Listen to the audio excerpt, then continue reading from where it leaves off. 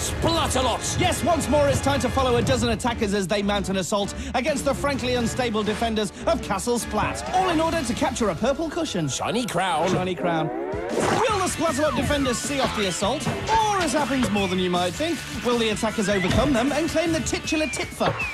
Who will tumble? Who will tilt? Who will teeter? And who will go? Splat. Hello, I'm Dick. He is. And I'm Dom. He is. Haha, you're watching something that we like to call Splatalot. We also like to call it splendiferous. Splatastic. Spleen-splittingly good. You really call it that? Well, I do, on a Tuesday. Fair enough. Featuring some of the toughest courses ever. So let's take a closer look. It's a 3-course challenge for starter, the mouth-watering moat. For main, the delicious delights of the stockade. And for yummy pud, the capture the crown round, with coffee and crown to finish. Don't forget to leave a tip. And that tip would be... Don't go away, or you'll miss the first round. The first round, you say? Tell me more. All right. I will. Our attackers will start off by trying to walk on water, or at least walk on the pungent plank on the water, which is still pretty tricky. Then they'll try and make it up the slippery slope. More slippy than a frozen banana skin. Forward onto the rolling mace. Spikier than a cactus with a pokey stick. All whilst avoiding the splatzuka. More, zuckery than... Then they're onto the impossible incline. More impossible than double mass. Yeah, next. The beastly battle axes. Beastlier than one of Dom's onion bargy bottom burbs. Now you look here. Moving on, here's the rope bridge of disaster, accompanied by the water cannon. Ropier and wetter than Dick's disastrous face. Oi! The debilitating disc then takes us over the finish line. But that's not all. No, the attackers will also face some awesome EastEnders. I'm sorry, I'll say that again. Some awful defenders. That's awful as in nasty, not rubbish. Come to think of it, works both ways. Love him or hate him, it's Tinkle. Loves walks on the beach, it's Crogness. Loves himself. My name is Thorn. Watch out, attackers! For the giant battle axes. Ooh, tough times ahead for our attackers. Let's see how they get on. Splats away. So I hear you're not feeling well, Croc. I'm a bit off today. What does Tinko suggest for good medication? 2 parts Gildar hair, 2 parts slime. Other cold and flu remedies are available. Here's Eli. I like cheese! Well, Iceman, Eli should be at home on the cheesy pungent plank. Oh, Ganky, look at that. He should have tried to cross more carefully. Carefully. Piece of cheese. Thank you, yeah, the first cheese gag of the day. I doubt it'll be the last. You like cheese? Well, say cheese. I was right. Oh, algae poke. Finger! Dick, check this out. Circle here, circle there, and ta-da! A mental button. Oh, I wanted to press that one. Well, hard cheese, buddy. Here, I thought I was the cheesy gag merchant. Why don't you just stick to being small and angry? Oi! That's better. Eli now at the rolling mace, and he needs to pick up the pace. Oh, smudge rubber. Eli's back up and facing the incline. Gently does it. He's finding his footing. Oh, and now he finds himself in the hanky filler. Are you thinking what I'm thinking? I'm not thinking anything. Typical, whereas I'm thinking that could be Splat of the day. Onto the battle axes, and Eli's cutting it fine on the giant choppers. Ooh, what a leap! And what a landing. He hangs on. Thorn piles on the pressure, but Eli is over the rope bridge. His confidence is building. Is that all I've got? Of course not. Oh dear, maybe Eli was a tad overconfident. Yes, taunting the defenders often leads to the daunting prospect of a big, soft, creamy, cheesy splat. And 9.25 might not be good enough for Eli, the cheese-loving Iceman. Sounds like a CBB show. If you can't take the heat, stay out of the oven. Oh, this could be good. Here comes hyper-attacker Bradley. Twogbert! Oh, brilliant. Straight off the end of the plank and into the end of the slippery slope. Oh, Brad. If you can't take the slime, stay out of the castle. The question should be, can he take the rolling mace? And the answer is yes, really quickly. Ooh, into the splitties! Stop showing off, young Bradley. You've got a castle to invade. Where'd he go? There he is. Me and my pick only know the fix. Oh, yeah? He splats, he splits, he gives Thorn lip. This kid is awesome. Whoa! One of the fastest, funniest runs ever. Brad gets an amazing 2 minutes 2. Our next attacker is Holly. Carisa! Well, that was hardly peaceful now, was it? Here's Holly at the bottom of the slope. Still at the bottom. But she's now managing to, well, no, stay at the bottom. Oh, but this looks more promising. No, still at the bottom. Well, her feet get in a muddle, and down she goes. Her head tells her she should be going up the slope, but her body decides down is best. And into the manuka she goes. Let's move on. Holly has. She's moved on to the top of the rolling mace. Tink's got her in his sights. But Holly's on the move. She's doing fantastic. Oh! Fantastic. Oh! Being a new way of saying hanging by a thread and then splatting in the moat. Still, Holly's finished in a time of 6:11, which could be okay. This is where evil meets medieval! Carisa totally stormed the plank and the slope, but you don't want to see that. You want to see her getting splatted by Tinkor as he does a mutant duck impression. Now here's where Carisa went wrong. A crawl on the mace often leads to a fall from grace. Who's Grace? That's Carissa. I know, and this is Andrew. I like cookies. Through dangers untold and hardships unnumbered, Andrew has fought his way here to Castle Splat to tell us that. Each to their own. Likes cookies. Do you think he likes falling into freezing cold moats? Let's hope so, otherwise he'll be very disgruntled. Disgruntled? That's not a word. It's so. Look in his handy dictionary what I have. Oh, yes, so it is. So how does he get regruntled? Watch your step! Getting over the battle axes should do it. Oh, Pumplewort. Oh dear, that'll be a distinct lack of gruntlement for Andy. Crockness, on the other hand, definitely feeling the gruntles. But Andy ends up with a time of 5:10, looking pretty safe, especially compared to Carissa's 8:20. She's got to be in the danger zone. Here's Sienna. Check it! Check what? Hey, Sienna. What? Check it. Exeter! Double Exeter! Oh, yes, a double Exeter on your bunts, girlfriend. Whoa, Sienna's fighting back! Is that allowed? Perhaps. Sienna now at the rope bridge. Crocky tries to distract her with the vaporizer. Oh, whilst Tink finishes her off. Nice one, Tink. For all that, she's going to finish in a pretty respectable time here. We could be talking stockade. But for now, we'll stick to English. And Sienna finishes in a very good 4 minutes 11. Well, that was a bit of a surprise. I actually didn't think she'd make it. Well, she did, Dawn. In fact, they all did. And here are the times to prove it. Bradley's leading the way with 2:02. Eli's the one to beat with 9:25, but Carissa's got to be feeling the heat too. Set fire to her pants, did she? There's always one. No, I mean feeling the heat, as in a little bit nervous, because one of this lot will be after her place in the next round. Who's she? Let's check out the statistics so far. Those when you splat at. No. This time, we'll be using the Splattertron. What about your splat at? We haven't discussed this. It doesn't matter about the splat hat. What is it? It's a thing. Let's try it. Okay, well, so far Bradley is the fastest attacker. So Engage the Splattertron. so far. In fact, he is over 2 minutes faster than his nearest rival, Sienna, who's almost a minute faster than... Stop it! Just stop it! Stop it! Bit overexcited, isn't he? Bless him. Let's see if a recap calms him down. Attackers went splat on the slope, the rope, the axe, the incline, the disc, and the slope again, which made Croc happy and Tinkle dance. So after all of that splatting, these 6 brave contenders have done all they can, but will it be enough? Bit calmer now? Yes. Good. Then let's get cracking with the second half. Here's attacker number 7, Julia. I like purple dinosaurs! Oh, do you? I don't. That Barney bloke's the right hooligan. Trout snobbery! Where? There! There! And there! Come on, Julia! Hoorah! Julia's moved on from the pungent plank to the terrifying rolling mace. Will she make it? Oh, smirk urchin! Now, Julia has coulrophobia, which is a fear of clowns. I suspect she's now got terrifying rolling mesophobia. Ooh, what's that a fear of? Stupid dick. Julia, I ask you, are you ready? I think she is. So is Tinker. Ooh, shot! Tinkle mistakes Thorn for an attacker. Awkward. Back to Julia on the disc. Oh, Bobby Dangler! And there she is, off it. Julia gets up close and personal with the moat once more, but did that tug of war slow her down? Heave-ho! No, she gets a 5:09. That knocks out Eli and puts her in the top 6. Now, who the splat is that? Ian! I am so uncomfortable at the moment! Well, Ian, I think it's about to get uncomfortable. Ian, say cheese. Oh, such cruel taunts. Tinker! That's it, Tinkle. Make him feel even more unsettled. Do I scare you, Ian? Well, you should be, yeah. You can tell him to be scared till you're blue in the face, Dawn. It's not going to work on Ian.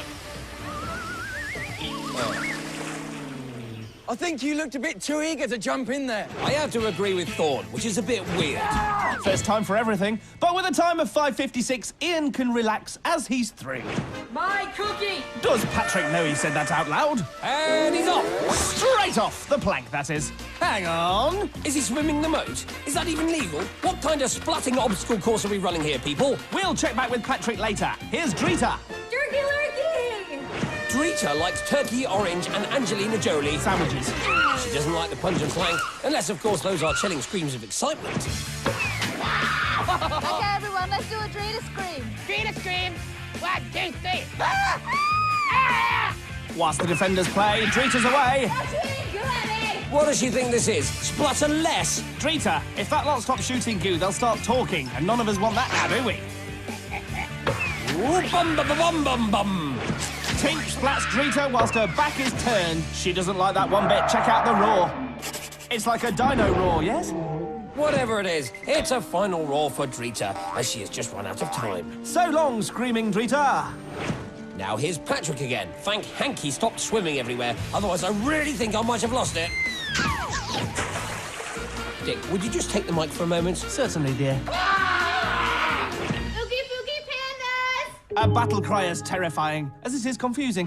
Ah, you're back, Dom. Hello. Hello, what do we have here? Ah, this is Taylor, a.k.a. Giggles, and this is Tinkle, a.k.a. Creepy Giggles.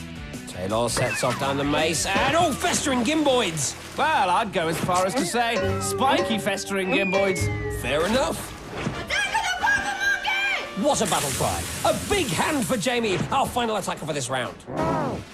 His hands don't look that big from here, unless he's huge and we're further away than normal and he's competing in a special giant castle. No, none of the above. Jamie's on the mace.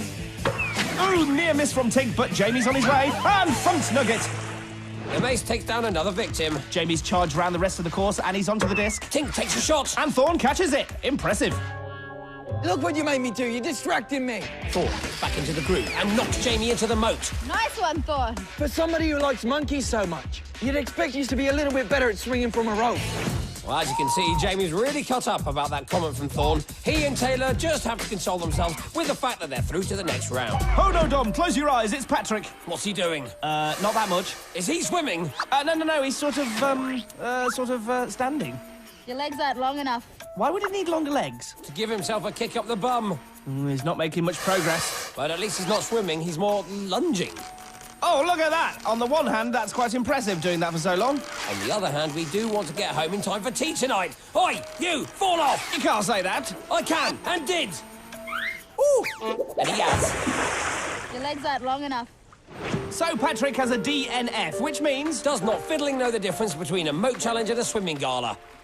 And did not finish. That too. So the moat challenge is complete. And our fastest 6 attackers are Bradley, Sienna, Jamie, Julia, Andrew and Taylor. Blur. They'll now go through to the second round. The perfect splat storm. That is the stockade. Splats, splashes, gooings. Gooings? Gooings and lots more only on Splatalot. So are you going to give us these statistics for this round then, Dom? No. Oh, go on. You do it. All right, then. I will. Brad had the fastest time this round with a super speedy 2 minutes 2, almost 3 times as fast as Taylor, who came in with a time just under 6 minutes. Ugh. Even nearest competitor Sienna was only half as fast as Breakneck Bradley. Over to you, Dom. Right. And in case you didn't catch that, here's who's through to the stockade. It's Bradley, Taylor, Jamie, Sienna, Andrew, and Julia. But only 4 of them will proceed to the final. The other 2 will stay in the stockade forever, ever, Look, I told you, we do not keep the losers in the stockade. Sorry. We keep them in the medieval chariot park. It all starts with a giant spinning hexagon, which should really have a cooler name. Attackers then try to grab rungs in order to complete their ladders, Once done, they have to grab a flag and race to the top of the battlements. thus securing their place in the Capture the Crown round. But spinning hexagons aren't the only scary things they'll have to face. Bring on the defenders. Here's our bizarre Birdman, One flap and you're on your back. Kookaburra. Followed by the feisty fighter, Shaden. And finally, it's the mouthy menace. Bully stuff. Cheeky. Bring it on, attackers. We dare you. Yeah, leave her alone, Kook. We dare you. The attackers wait steely-eyed for the klaxon. That's Bradley in the pink helmet, Sienna in the purple with the red stripe, Julia in the green, Andrew in the blue, Taylor in the yellow, and Jamie in the dark green. I foresee green, dark green, mistaken identity, hilariosity. The defenders looking focused. Scared? You better be. And they're off. Cook immediately unleashes the goo and his hideous laugh on the attackers. Taylor lunges for a pod and plunges to the floor. Shaden is frothing and foaming away. Coop, do someone. Is that Andrew? Who wants Tink Snot? Yes, Ballista did just say who wants to taste snot. Charming. Check out this oogie-poogie slide from the panda-loving Taylor. Schmeeky, peaky. Hey, Ballista. I wanted to ask. I've got a little crush on Shaden. Do you know anything that she might like? Oh, so Cook's trying to impress Shaden. She loves your dancing. Uh-oh, I have a terrible feeling about what's going to happen next. Meanwhile, Sienna's doing quite well. She's got her first rung in place. Oi, back off, Ballista. Oh, no, I can't watch this. Oh, they're mocking him, aren't they, naughty, evil villainesses? Oh, kids that are dancing. Awesome. Yeah? Yeah. You like it? Awesome. Yeah. OK, back to the attackers. Bradley's up on the pod and off. Oh, yes, a chance to press the disco button. Is anyone actually taking this round seriously? Go, Cook, it's your birthday. Go, Bradley, having it. You guys aren't supposed to dance. You're supposed to attack. Exactly. I agree with the angry baddie. But it's also time for these defenders to knuckle down and start handing out the splat. Although, to be fair, the attackers do seem to be splatting themselves quite well. Big leap by Bradley. And Andrew, while Sienna sneaks a rung. Taylor goes for the pod and past the pod. Here's Bradley with another rung. Sienna too. Oh no, what are they up to? Just good honest splatting. It's all right, mate. It's not working. Sienna's almost finished her ladder. That's not going to go down well. Here's a makeover. Splurge. A bucket full of Ballista's best goes down horribly all over Sienna's ladder building bonds. But despite that, she's completed her ladder. And there's Bradley next to her, trying to keep up. Sienna's got the first flag. And Brad's got his last rung. No, he doesn't like that one. Remember, they don't all fit, so he needs to make the right choice. Things are hotting up now, and the defenders are piling on the pressure. But Sienna is through. She has escaped the stockade and is the first to the final. Bradley now has a flag and heads for his ladder. Sienna's still celebrating. And Bradley's about to join her. He's also through to the final. Yes, he's pretty happy too. Defenders, full attack. Shouldn't they have been doing that from the start? Bad defenders. Smacky botty. Coops looking for someone to splat. Well, Jamie's a candidate. But Ballista butts in and slimes Jamie first. Can he hold on? No! Maybe Andy will do better. He's got his rung. Worcester! Disarmed him. He really did. Let's see that again. So here's Andy with the rung in his hand, and it all goes rung for him. Plus, there's nothing wrong with Cook's accuracy either. Look, 2 rungs don't make a right, all right? Here's Andrew with the third flag. That slime from Ballista won't slow him down. Julia has completed her ladder, and Jamie's not far behind. But Andrew is now our third attacker through. Oh, yes, he's flappy and happy. We're down to 1 spot remaining with 3 attackers left. Jamie's still finishing his ladder. Taylor's still leaping for the rungs. And Julie's just grabbing flags, more precisely, the last flag. She heads for the top. And she's there. That's it. We have our 4 fabulous finalists. Which means it's the multi-story for you, Taylor and Jamie. Oh, what a round! So going through are... Sienna, Bradley, Andrew and Julia. Brave attackers all, but can they handle the Capture the Crown round? The final challenge is tough, rough and gruff. But for the attackers, it's worth all of that just for the chance to wear the crown of Splatalot.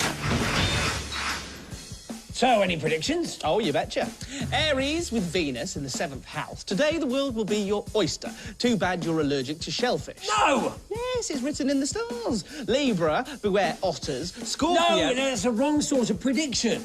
Oh. I mean, what do you think's going to happen next in Splatalot? Oh, as in who will win the crown? Yes! And who will get a good splatting? Yes, come on, give me a proper prediction, not this star sign rubbish. Right, well, I think you will get a good splatting. What? See? I predicted that. And as for who will win the crown, it will be one of this lot. Our 4 contenders are Sienna, Bradley, Andrew and Julia. Thanks for those. No problem. But remember, standing in between them and the crown will be this little lot. Tinkle, Thorn, Crockness, Shaden, Ballista, Kookaburra. The dreadful defenders. He means the dreaded defenders. Oh, no, I don't. So, here's the course in more detail. The attackers will slide down the poles, into the mud baths, over the slippy slides, and onto the Titanic teeter-totters. Then they'll bounce over the barrier of all barriers and leap onto the lily pads before whizzing up the water wall and clapping hands on their crown. So that's Andrew in blue, Julia in green, Sienna in purple, and Bradley looking relaxed in pink. So, how do the defenders look? Horrible. At least they're not chanting. Ray! Ray! Ray! Oh, my mistake. The scary, disorganised muttering has begun. Ray! Thankfully, so's the final round. Off they go! Sienna and Bradley getting a good start. Watch out for the foe! And a good splatting. Bradley takes the slippy slide in his stride. He takes an early lead on the totters. Whereas Andrew and Julia take an early behind on the slides. Andrew especially not doing well on those. Unless your definition of doing well is repeatedly face-splatting them. The attackers hit the teeters. And the defenders hit the attackers. Situation normal. Bradley and Sienna under heavy splat fire.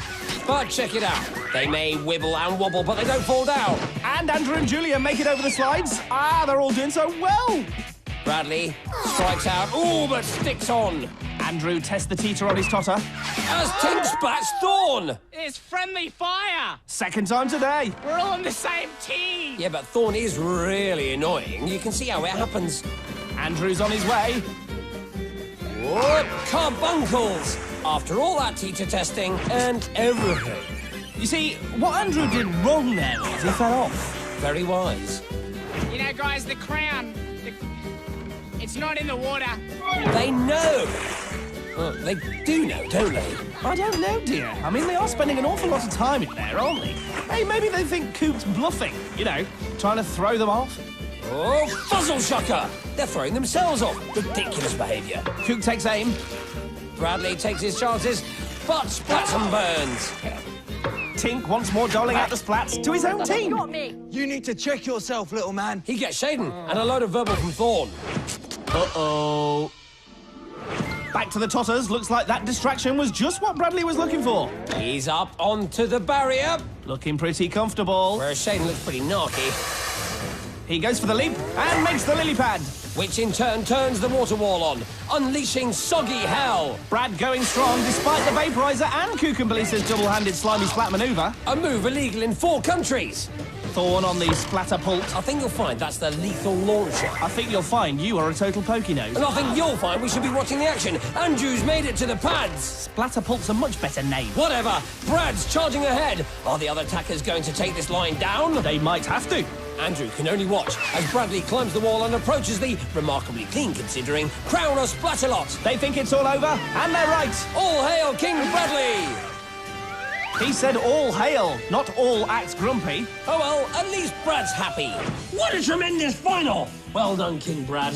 And now we like to take a look back at this show so we can pick our splat of the day. Oh, yes, and the winner is... Taylor! For her exceptional performance on the rolling mace. She came, she ran, she splatted a spike. And the sound department went splatting crazy with the cowbell. Taylor, we salute you!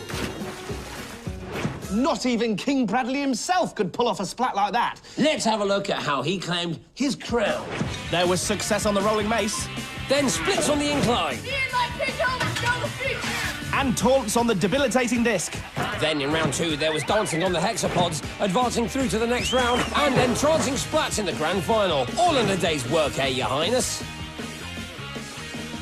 Phew! All that's left to say is I'm Dick, I'm Dim. and we are all splatted out. Goodbye. I'm the king of the castle!